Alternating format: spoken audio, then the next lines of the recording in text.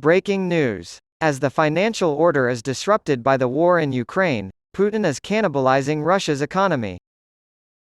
According to two researchers from Yale University, Russian President Vladimir Putin is destroying his country's economy by disrupting the international monetary system in his quest to conquer Ukraine.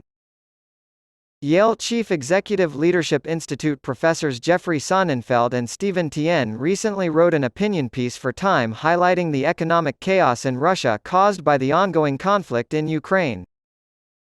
Some reports suggest that Russia is spending surprisingly little on its special military operation, but official statistics show that the country has racked up around a $40 billion budget deficit so far this year due to increased military spending and falling revenue as Western sanctions bite into key sectors of its economy.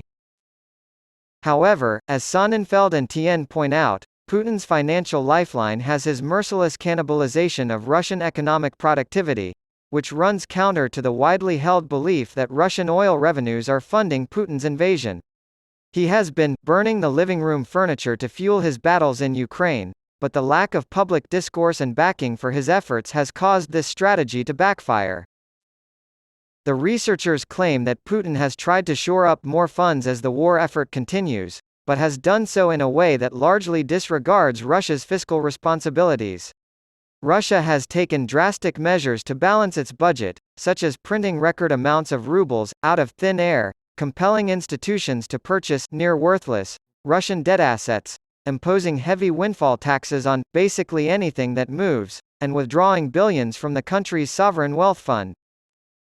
Millionaires and average workers alike have fled the country in search of better opportunities, and this exodus has had a devastating effect on the economy. Researchers warned that Putin's show of economic strength has only bought Russia more time.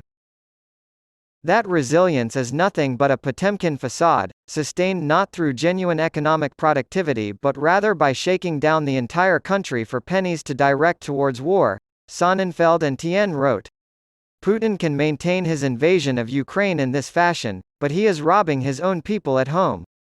By mortgaging Russia's future to prevent economic collapse, he loses support from the people and takes a beating.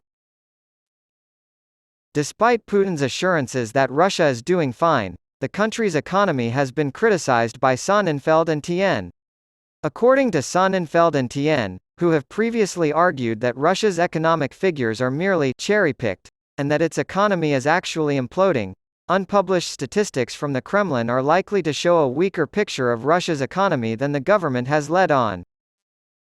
It is perhaps not surprising that the Russian people and elites still support Putin despite Prigozhin's failed putsch last weekend, given the government's undisguised plundering of the Russian economy, stripping it down for war toys, as the researchers put it.